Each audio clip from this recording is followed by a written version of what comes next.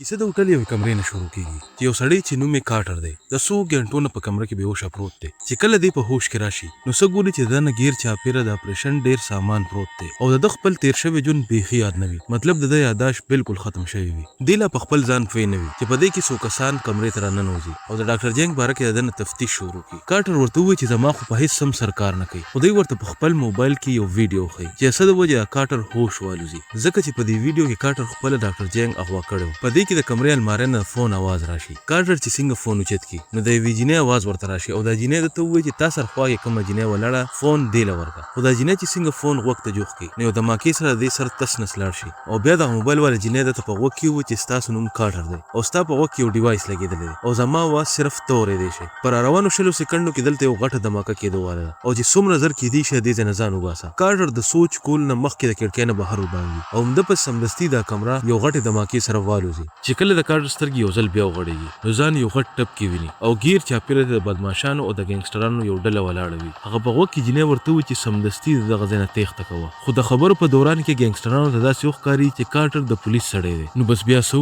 دغلته یو داسې غټه جګړه شروع شي چې د وینو سیلابونه وبهیږي کارټر ته داسې دوايان ورکړی شوي وي چې دته د خوږ احساس نه کیږي کارټر د قتل عام کولو نه پس د شپږم منزل نه په ګنګسټرانو راټوپ کی او ځان د دې ځای نه وباسي چې کله سړک ته روزي نو د سی آی ای ګاډي د پسې شي هغه په وخت کې جنې ورته د پیښور غونډې د تنګو کوڅو لارې ښیي او بچکی یې کارټر د جنې نه تپوسو کوي چې ته څوک یې دا جنې ورته وایي زما نوم هانګ جنګ دی او زه تا سره د نارت کوریا نه خبرې کوم په ټوله دنیا کې د ډي ام جي په نوم یو خطرناک وایرس خور شوی دی کوم چې انسانان د لیونو ځناورو غوندې کوي زما پلار ډاکټر جنګ د خپل بیماری لور د هانا د وینې نه د علاج موندلو خو سی آی هانا اخوا کړی دا صرف په دې مقصد چې امریکا په دې ویکسین قبضو کړي اوس تا میشن دا دی چې ته هانا د غین راخلاص کړي او نارت کوریا ته واپس راولي دغه کارټر دا پته لګي چې د لور هم په دې وایرس کې اخته ده او کنن ورته ویکسین اون رسیدل نو هغه به مړ شي د هان جنگ پلار خودلو کارټر باغ ځای حملو کې چرته چې ماشومه هانه بندي وي د ټول نگرانان خوريري کې او هانه پیدا کی دا غي باور وګټي او ځان سره روباسي خو چې څنګه بهر روزي د سی آی جنټان سمث او اګنس د لارونی سي سمث د دې وایرس په ذریعہ په ټوله دنیا بچي کول غواړي چې کله د کارټر د ډي ان اے د ټیسټ کولو کوشش کوي نو هان کارټر ته په وکی و چې ستا په غاښ کې یو چوټو بم لګیدل دي هان د نارت کوریا د غیر ریموټ نسی او بم چالان کوي سی آی ولدا وګڼي چې دا یو ټریکر دی خو چې څنګه ول لاس وروړي نو د 10 سکندو ټایمر پوره شي او دا یو غټه چودنه وشي چې د سی آی کسان په هوا کې والوزي کارټر د دې ممکنه فائدہ پورته کی او هانه د ځان سره واخلي او تختی کیسه وخت یو بل طرف ته وړي چې د سی آی افسر اګنس کارټر ته یو ځړه ویډیو لګي چې پکې د دوانه یو ځای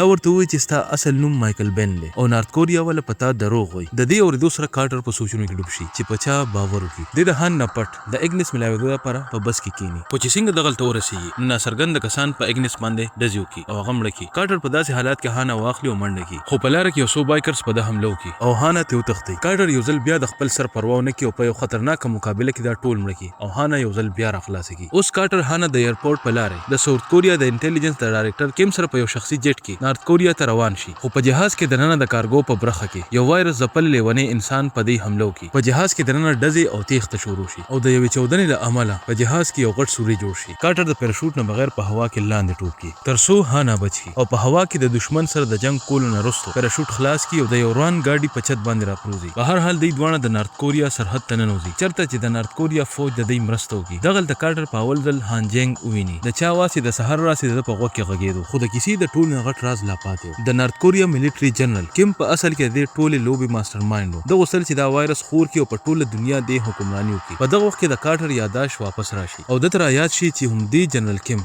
د کورنۍ يرغمال کړي او د لور ته په خپل خوخه دا وایرس ور کړو په دې مقصد چې کارټر د ډاکټر جنګ لور د لپاره رو تختی چې کله کارټر ته رښتیا پته ولګي نو د غصې نه لیونی شي او دی یوازې د جنرال کیم په ټول فوج ور برابر شي جنرال کیم ته د مرګ سزا ورکړي او خپل خزه او لور آزاد کړي د فلم په اخري سین کې کارټر د خپل کورنۍ او هانا سره په یو ریل ګاډي کې د یو غټ پول نه تیریږي او یو محفوظ ځای ته ځان رسول غواړي خو په دا وخت کې په پول باندې یو ډیره غټه دماکه وشي او دا ټول ریل ګاډي د کارټر په ګډون په زرګونو فوټ جوړ کنه ته لاندې وغورځي او فلم په همدې سسپنس باندې پای ته ورسیږي اوس کدي ویډیو تاسو له مزه درکړي نو ضروري لایک کړئ او چینل هم سبسکرایب کړئ